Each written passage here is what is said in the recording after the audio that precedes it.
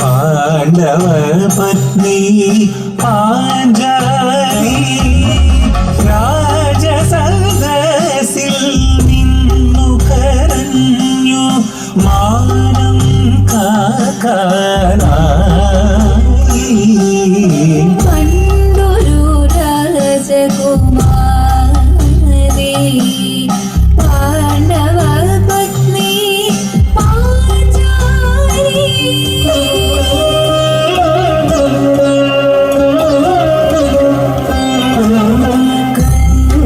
കണ്ണില്ലാത്ത രാജസദസ്സിൽ പെണ്ണു കരഞ്ഞു വീഴിച്ചു. കണ്ണില്ലാത്ത രാജസദസ്സിൽ പെണ്ണു കരഞ്ഞു വീഴിച്ചു. താരകനാഥ ശരണം കരിമുകിലേ ശരണം.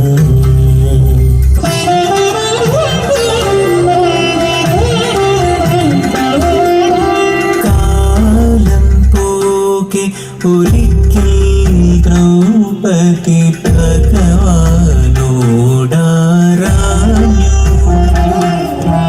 കാലം പോകെ ഒരിക്കൽ ദ്രൗപദി ഭഗവാനോടാരാഞ്ഞു.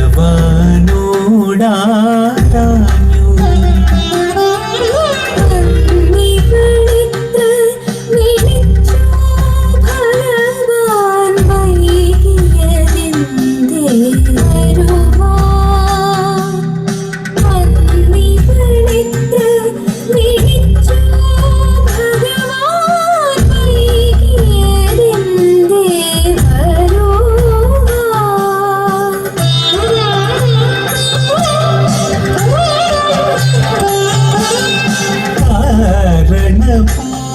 കാരണപുരുഷനൊന്നു ചിരിച്ചു കാരണമെന്തെന്നോതി.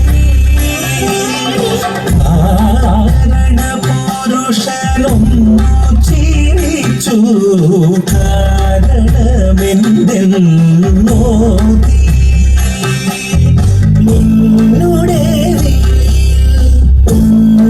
കുഴപ്പം എന്നെ പഴി പറയല്ലേ, എന്നെ പഴി പറയല്ലേ.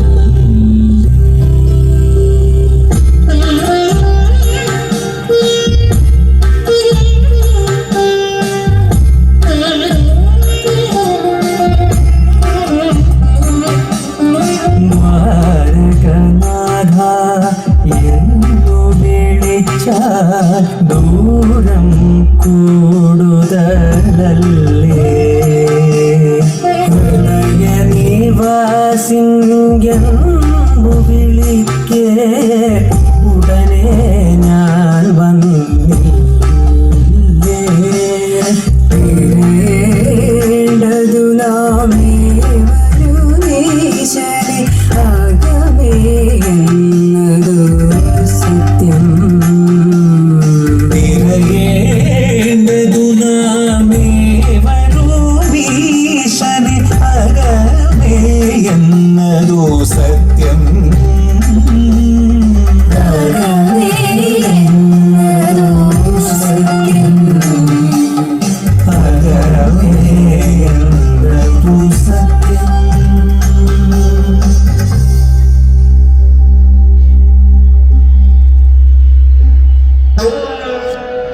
ആഹാ, എത്ര ഭംഗിയായും ലളിതമായും മാതാമഹ ദ്രൗപദിക്ക് ഭഗവാൻ കാര്യങ്ങൾ വിശദീകരിച്ചു കൊടുത്തു. മഹർഷി, ഭഗവാൻ കൃഷ്ണന്റെ കഥ എനിക്ക് പറഞ്ഞു തരാമെന്ന് അങ്ങ് സമ്മതിച്ചതാണ്. എനിക്ക് 7 ദിവസം കൂടി ആയുസുണ്ടല്ലോ. ഇങ്ങനെ അവിടെയും ഇവിടെയും തൊഴാതെ പറഞ്ഞാൽ പോരാ. ഗോവിന്ദ ജീവാമൃതം പൂർണ്ണമായി വിശദമായി എനിക്ക് കേൾക്കണം. പറയാം മഹാരാജാവേ, അങ്ങേക്ക് അത് കേൾക്കാനുള്ള സമയമായി. ഭഗവത് കഥാശ്രവണത്തിലൂടെ അങ്ങ് മോക്ഷപ്രാപ്തി കൈവരിക്കും. ആ മഹജന്മത്തെ പറ്റി അല്പമേ എനിക്കറിയൂ. അതുകൊണ്ടാവാം ഒട്ടേറെ സംശയങ്ങളുമുണ്ട്. ഒരു പെൺകുഞ്ഞിന്റെ ജീവൻ നഷ്ടപ്പെടുത്തിയിട്ടാണ് കൃഷ്ണന്റെ ജനനം എന്ന് കേട്ടിട്ടുണ്ട്. അത് ക്രൂരതയല്ലേ?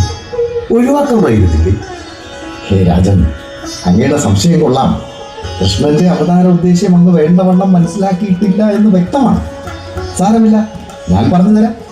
ഭഗവാനോടൊപ്പം അവതരിച്ച യോഗമായ വിഷ്ണുമായയാണ്, ശക്തി സ്വരൂപിണിയാണ്, പ്രകൃതിയാണ്.